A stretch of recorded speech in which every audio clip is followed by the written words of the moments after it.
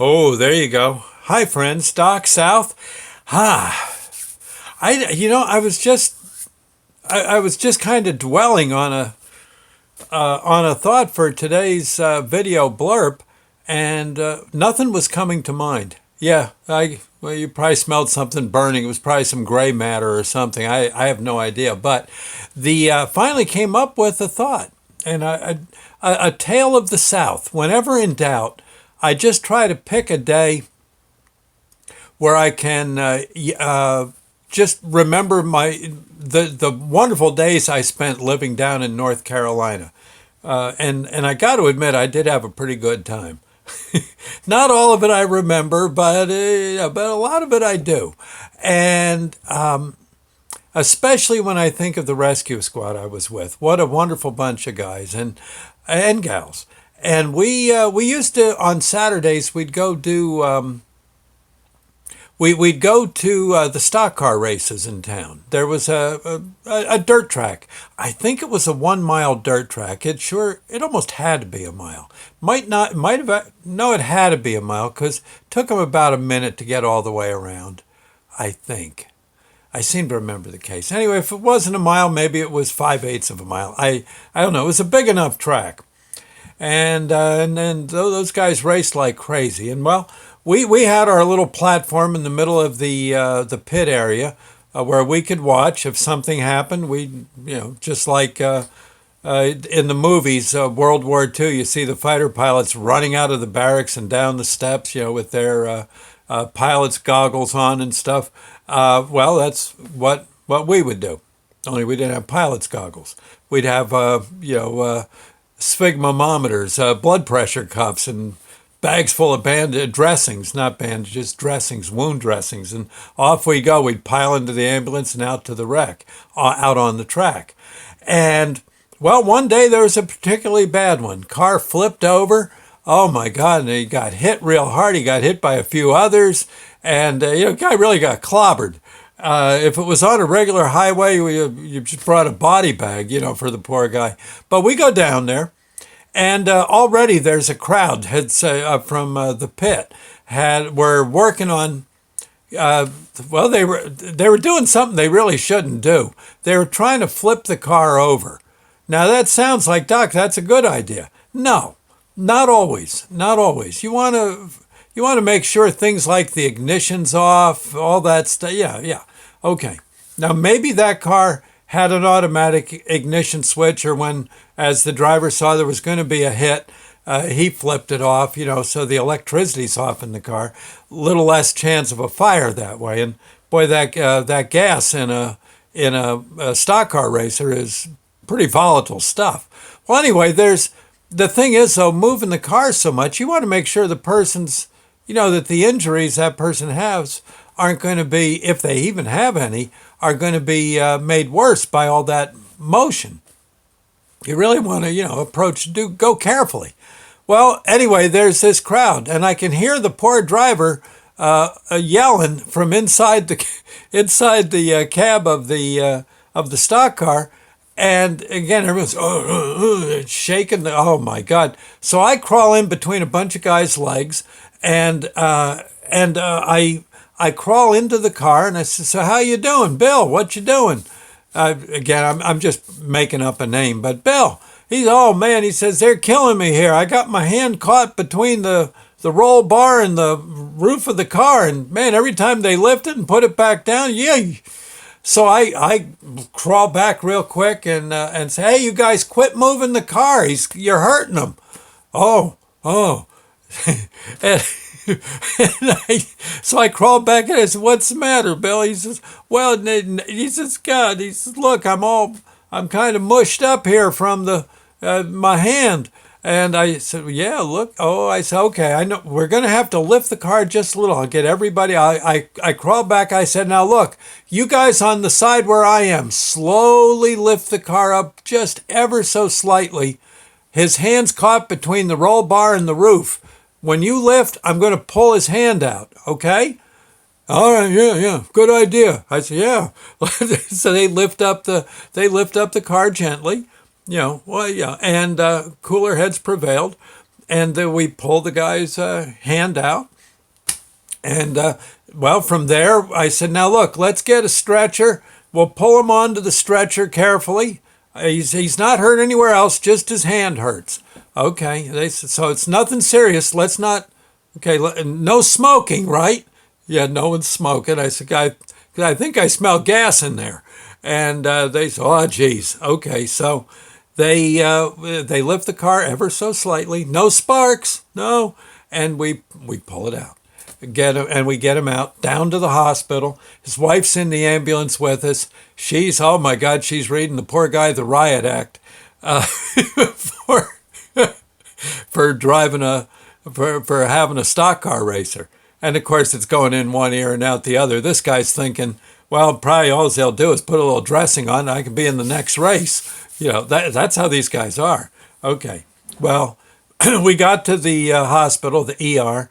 Doctor looks him over and says, well, you'll be okay, but you ain't racing tonight. No more tonight. We're going to have to give you pain medication. You're not going to be out on that track high. And that's it. And you guys say, oh, you'll give me off. He said, if nothing else, you probably got to work on your car. Oh, I think it'll run. No. Could you wait on the pain med? No. Because we got to work on your hand. We're going to have to move some of the bones around and all. Yeah, might need a cast. Let's just don't worry about the races tonight. Thank heaven you lived. We'll get you. You can be out next week. Okay. And of course, the doctor says, so how are you going to do next week? I want to put some money down on you. The guy says, well, I think I'm going to do all right next week. Yeah, they are. And no, even the doctors love that stuff. And and anyway, long story short, the guy, I ran into the guy's wife at breakfast on Monday morning, some place where you go to eat breakfast, a restaurant, diner, and I said, so how's he doing? Oh, he was in a lot of pain. He was glad he didn't have to race last night after all that, but he said he looks like he'll be okay for next week.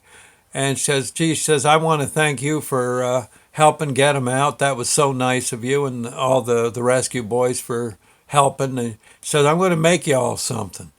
I said, well, I'm thinking fried chicken. Yeah. She says, no, you'll see. Yeah, I'm going to have it for you by Saturday. And when and I believe this is the case. Now, I may be wrong, but I believe this is the case. Saturday comes, we all go we go back to the track. There's the guy. He's working on his car, screaming and yelling with him and the mechanics, and he's going to be in the next race and all that stuff. And the wife's, she's rolling her eyes. She says, he really shouldn't be out there yet. He's just driving one-handed. And then shifting, I think he's shifting with his knee. And I just don't think that's going to work. Well, I don't know. They said they oiled up the gear shift lever, so it won't be. He can get it done real quick and get his hand back on the wheel. I'm thinking, but that's how these guys were. But she says, here, I got you each, y'all something here for your kindness.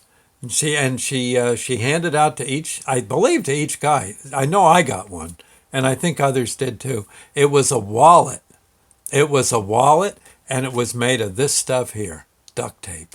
That was her hobby. She made things out of duct tape, and she made us all, each and every one, a duct tape wallet. It was the coolest darn thing, and you laugh. No, your money didn't stick to it, but it had all the compartments. It had spots for photos. It had spots for credit cards, plenty of room for money, and I think, no, she didn't have a way to put change in it. But other than that, it was a duct tape wallet. I was never so tickled with a gift. That was just the neatest thing. Oh, I thanked her for that. It was so cool. I said, God bless your heart. And you know something? I had that wallet for a mighty long time. I eventually moved away from the Carolinas, and I kept it. I'd use the wallet, quite a bit, and it was always with me, and it never really broke down. I think eventually, it got to the point where I had to leave it in the drawer. It just put it in the top drawer where all your trinkets go to die. and it stayed there. And I remember, I think when I finally met Sandy, which was years later, I saw the duct tape wallet in the drawer, and I I whipped it out and put all my money in it, and I just couldn't wait. We were going to go somewhere, get a hamburger or something, and I whipped out that duct tape wallet, and she looked at that and said, "Whoa." Where? Yeah, Sandy should have been in the South. I don't know what the heck, why she wasn't there.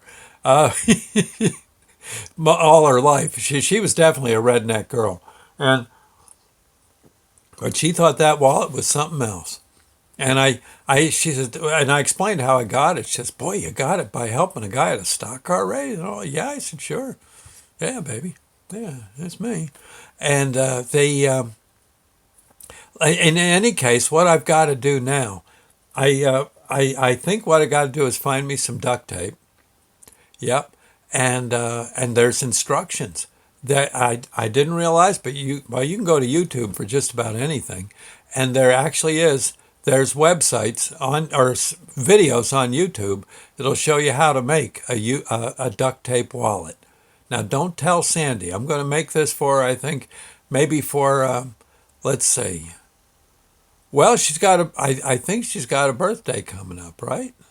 I think so, yeah, sometime in December, I think. Boy, forgive me, but I think that's right. And maybe I'll make it a late anniversary present. Or it'll probably take me so long, I could probably make it for our 25th anniversary. Huh? I know, I'm all heart. God. But she'll love it. She'll love that more than anything else. Make her a nice duct tape wallet. Oh, yeah. Anyway, I'm going to have to get the right stuff and probably go through a roll or two. But when I'm done, I'll tell you, score some points there. Anyway, I thought I'd say, check it out. Yeah, maybe we can. If you make one, let me know. Maybe make a video. I'll throw it on my site. Okay. Okay. I'll see you later, friends. Thank you, and God bless. Bye now.